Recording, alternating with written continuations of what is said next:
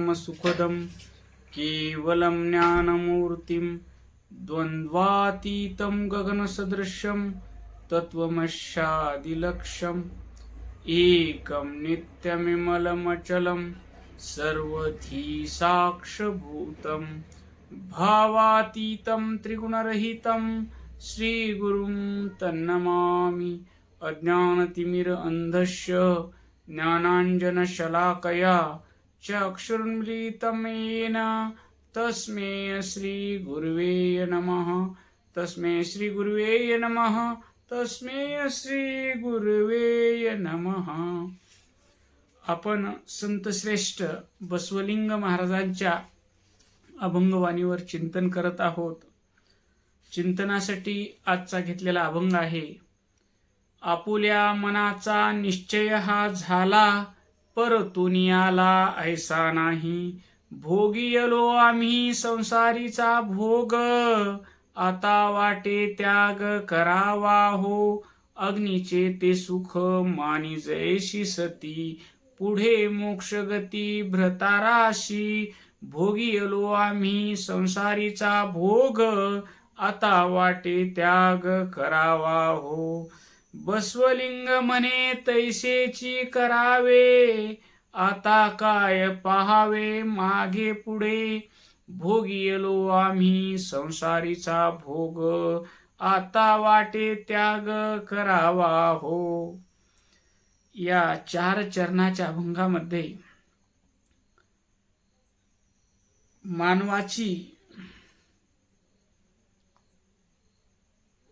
मानवाचा स्वभाव आहे, त्याला सुख पाहिजे वाटतं, त्याला आनंद पाहिजे वाटतं, त्याला शांती पाहिजे वाटतं आणि मानवी जीवनाची धडपड सगळी याच गोष्टीसाठी आहे। लहान बालकापासून ते वृद्ध माणसापर्यंत सगळ्या जीवाची धडपड सुख मिळवण्यासाठी, आनंद मिळवण्यासाठी, प्रेम मिळवण्यासाठी, शांती मिळवण्यासाठी, समाधान मिळवण्यासाठी। माणूस शाळा शिकतो, शाळा शिकताना काय, शाळा शिकल्यानंतर नोकरी लागेल, नोकरी लागल्यानंतर सुख मिळेल। बर, नोकरी लागली, मिळालं का सुख? नाही, पत्नी पाहिजे। बर, पत्नी मिळाली, मिळालं का सुख? नाही, मुलगा पाहिजे, मुलगा झाला, मिळालं का सुख?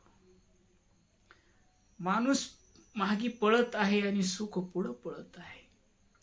मग आता एक बंगला घेऊ, नोकरी मिळाली, बायको मिळाली, लेकरू झालं, मग आता एखादी बंगला घेऊ, बंगला घेतल्यानंतर सुख लागलं। मग बंगला घेण्यासाठी लोन वगैरे काढलं आणि बंगला घेतला। मग शेजाऱ्याकडे नवीन कार आली, आपल्यालाही कार घेऊ वाटली, लोन केलं, कार घेतली आणि सुखाच्या शोधात आहे। मग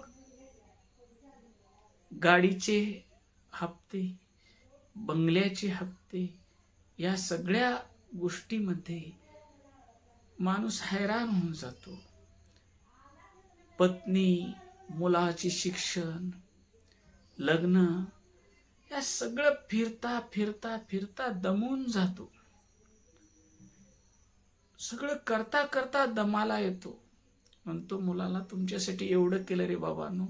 ते मुलं म्हणतात, काय नवीन केलं हो? चिमणी पाखरंही त्यांच्या पिल्लासाठी करतात, तुम्ही माणूस म्हणून दुसरं काही केलं का? तुम्ही तुमचं कर्तव्य केलं, आमच्यासाठी तुम्ही काही केलं नाही।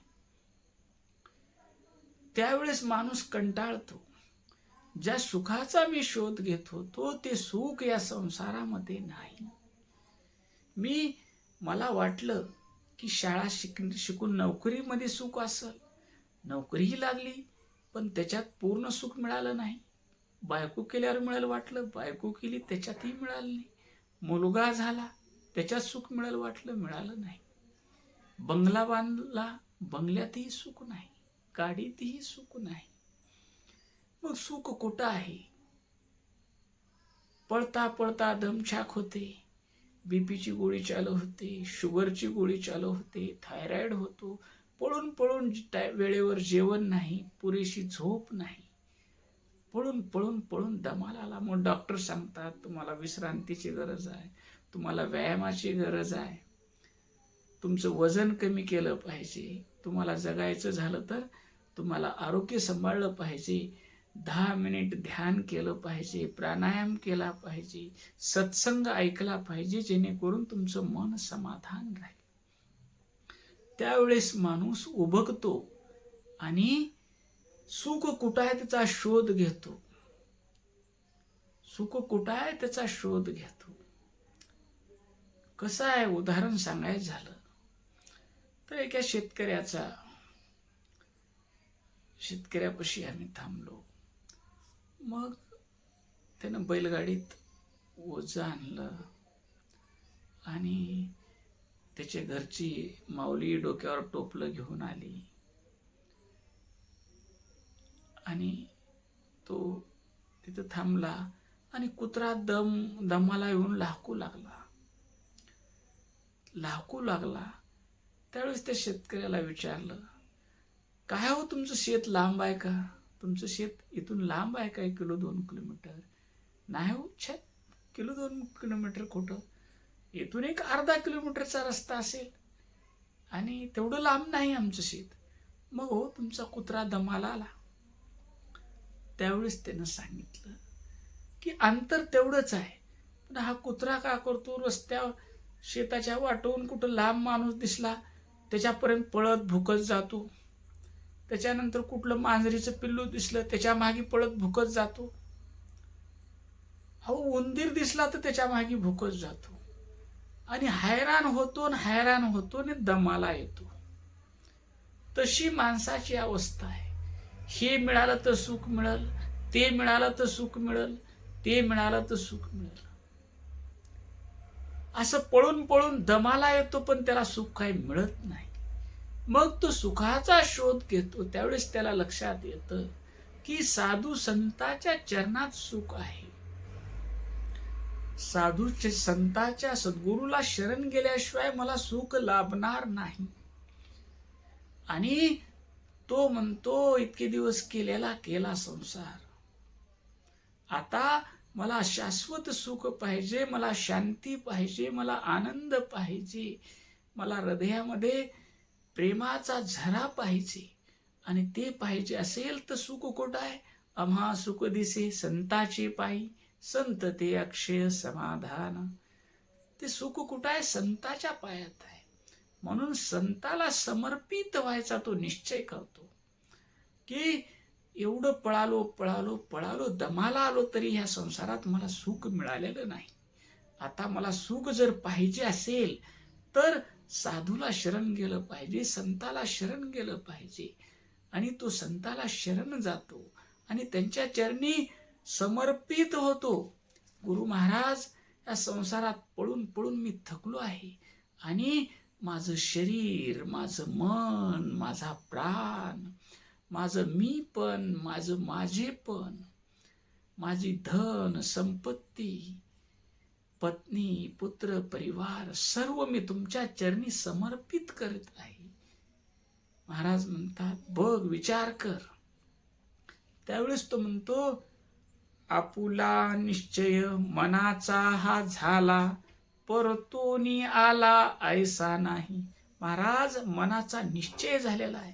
ह्या मनानं भरपूर बघितलं, हे मन पळालं, सुखाच्या मागे मन भरपूर पळालं, पण त्याला ह्या संसारामध्ये सुख मिळालंच नाही. कितीही केलं तर कमीच आहे हो. 1 लाख मिळाले तर समाधान राहतं का माणूस? 2 लाख मिळावं वाटतं, 2 लाख मिळाले तर 4 लाख मिळावं वाटतं, 4 लाख मिळालं तर 10 लाख मिळावे वाटतात, 10 लाख मिळालं तर एखादी कोटी मिळालं तर बरं वाटतं. सायकल मिळाली तर मोटरसायकल राहावं वाटतं, मोटरसायकल मिळाली तर कार राहावं वाटते, कार मिळालं तर विमानानं प्रवास करावा वाटतो. आणि विमानानं प्रवास करून भलं ढिरी सुटली की पुन्हा डॉक्टर सांगतात, तू 1 किलोमीटर सायकल चालव, 2 किलोमीटर पायी चल. मग कुठं आला? जिथून निघालता तिथंच आला. तर गुरु महाराजाला म्हणतो, आपुला निश्चय. महाराज, माझ्या मनाचा निश्चय झाला. माझं मन पुरे हा संसार कंटाळले मन फार. हे मन संसारामध्ये भरपूर फिरलं. त्याला वाटलं पैशात सुख आहे, पण पैसे कमवता कमवता दमून गेला. मोजता मोजता रात्र गेली आणि अंथरुणावर पडला तर पैसा ठेवावं कुठं, कसं करावं, त्याची धाड पडणार नाही याची चिंता करता करता त्याची झोप उडाली. त्याच्या जीवनात अशांती आली. सुख लावून म्हणून पत्नी मिळाली. पत्नी इच्छा, हे पाहिजे ते पाहिजे, ह्याच्या बायकोला त्याने एवढा हार आणला, त्याच्या बायकोला त्याने एवढा हार आणला, नेकलेस पाहिजे, कानातले पाहिजे, पाटल्या पाहिजे, हे पाहिजे पाहिजे पाहिजे. हे ना एवढं दिले तुम्हाला एवढं होईना. सुख लाभल म्हणून बायको केली, ती बायको मागणी करू लागली. त्यावेळेस त्याला वाटलं ह्याच्यातही नाही. मग मुलं बाळतेच त्याच्या बायकोमध्ये रम्मान झाली. आणि आता तुम्ही बघा बाबा, आम्हाला जगू द्या, आम्हाला सुखानं जगू द्या, आम्हाला संसार करू द्या म्हणून आई वडिलाला सांगतात. त्यावेळेस हा माणूस शांतीसाठी सुखासाठी सद्गुरूच्या चरणी जातो. आणि महाराज, आपुला निश्चय मनाचा हा झाला, मनाचा निश्चय झालेला आहे. खरं सुख तुमच्या पायात आहे, खरं सुख तुमच्या दर्शनात आहे, खरं सुख तुम्ही दिलेल्या शिवाय नमा नामात आहे. खरं सुख शांती तुमच्या चरणाजवळ राहण्यात आहे. सुखे संसाराशी घाली देई आवडी पावले. मन्मथ माऊली सारखे संत म्हणतात, किती वेळेस जन्माला घालायच तितके वेळेस घाला, पण आठ एकच आहे, तुमच्या चरणाची आवड राहावं. मुखी नाम मनी ध्यान हेची दान देई देवा. मुखात नाम, मनामध्ये ध्यान, कशाचं? तुमच्या चरणाचं. हेच द्या, कारण सुख त्याच्यातच आहे. इथं बसवलिंग महाराज म्हणतात, आपुला निश्चय मनाचा हा झाला, माझ्या मनाचा निश्चय झाला आणि तो आता परतून येणार नाही. मी मला स्वतःला कर्मणा मनसा वाचा गुरुवे भक्ती वत्सला शरीर प्राण अर्थच सद्गुरुभ्यो निवेदिता. माझे आजपर्यंत झालेले सर्व कर्म गुरुमाऊली तुमच्या चरणी. माझं मन, चंचल असलेलं मन तुमच्या चरणी अर्पण. माझी वाणी तुमच्या चरणी अर्पण. मन्मथ म्हणे, ही वाणी लावी देवाच्या कारणी. ही वाणी भगवंतासाठीच अर्पण केली. माझं शरीर, माझा प्रत्येक श्वास, माझं अर्थ, धन, संपत्ती, स्त्री, पुत्र, परिवार, ह्याची ममता जी आहे ती गुरु महाराज तुमचंच आहे. तुम्हीच या देहाची करते करविते. तुम्ही जिथं ठेवचाल तिथं राहू, जे खाऊ घालचाल ते खाऊ, तुम्ही जे बोलविचाल ते बोलू, तुम्ही जसं चलविचाल तसं चलू. आता माझी कुठलीच इच्छा राहणार नाही, मी हे पाहिजे देवा असं कधीच म्हणणार नाही. माझे सद्गुरुनाथ मला जसं ठेवतील तसं राहतो मी. आपुला निश्चय मनाचा हा झाला, परतून आला ऐसा नाही. भोगी येलो आम्ही संसाराचा भोग, आता वाटे त्याग करावा हो. अहो महाराज, भरपूर या संसाराचा भोग भोगलो. पैशात सुख आहे वाटलं, पैशात सुख मिळालं नाही. प्रॉपर्टीत सुख आहे वाटलं, मग इकडं प्लॉट घेतला, तिकडं प्लॉट घेतला, त्या प्लॉटवर कोणतरी कब्जा केलं, तिथं बांधकाम केलं, त्याच्या संग भांडणं, तंटा, कोर्ट कचेऱ्या. प्रॉपर्टीतही सुख मिळालं नाही. मुलाचं शिक्षण करावं, मुलाला शिक्षण करायला शिकवावं, नोकरी लावावं, नोकरी लागल्यावर सुख मिळालं. मुलं गेले निघून अमेरिकेला आणि आई वडिलाला सांगितलं, आता तुम्ही कसं तर जगा, तिथं खूप खर्च आहे, आम्हाला काही पैसे देणं होत नाही. अशी बरीच उदाहरणं आहेत. मुलं पुण्या मुंबईला आहेत, आई वडील इथं रोजानं कामाला जातात. भोगिलो आम्ही संसाराचा भोग. आम्ही संसाराचा भोग भोगलो, पण त्या भोगातून दुःखाशिवाय आम्हाला काही मिळालं नाही. सुख आहे असा आभास झाला. जसं कुत्रं हाड चघळतं, हाड चघळताना ते हाड त्याच्या हिरड्याला लागतं आणि हिरड्यातून रक्त येतं आणि ते हाडावर येतं आणि त्याला वाटतं या हाडातून रक्त निघत आहे म्हणून अजून गोडीनं चघळू लागतं ते हाड. तसं या संसारात सुख आहे म्हणून आपण प्रत्येक गोष्टी करत जातो, पण तिथं सुख आल्यासारखं वाटतं, पण प्रत्यक्षात दुःखच असतं.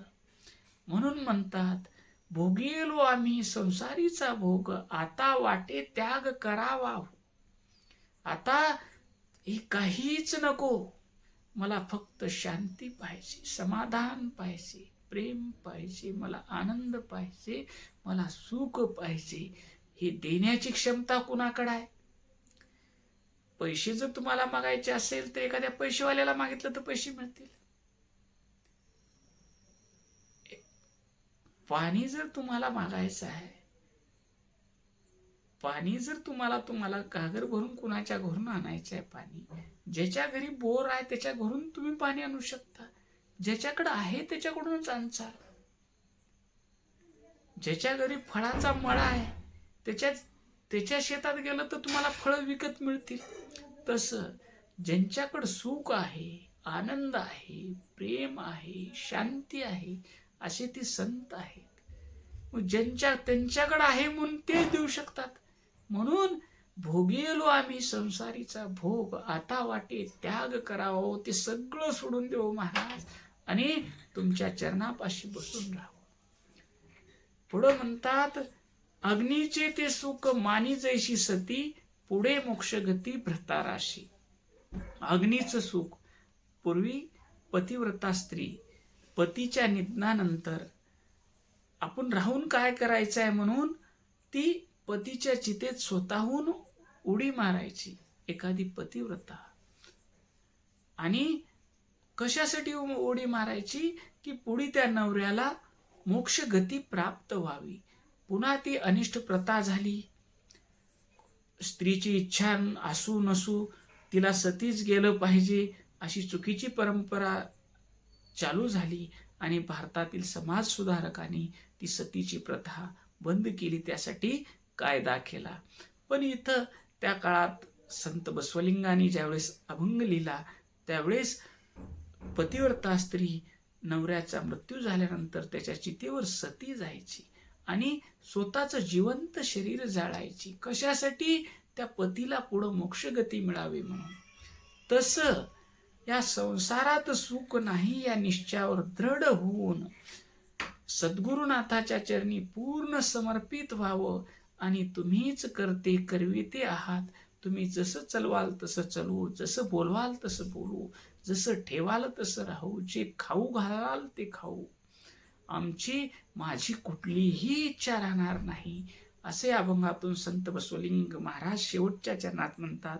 बसवलिंग म्हणे तैशीची करावे, आता काय पाहावे मागे पुढे. संत बसवलिंग महाराज म्हणतात, अग्नीचं सुख मानून पतिव्रता स्त्री जिवंत आपलं शरीर जाळते पतीच्या मोक्षासाठी. तसं जीवनामध्ये शांती, आनंद, प्रेम मिळवण्यासाठी आपलं हा देहच सद्गुरूच्या चरणी समर्पित करायला आता मी मागे पुढे पाहणार नाही. ओम शांती शांती शांती.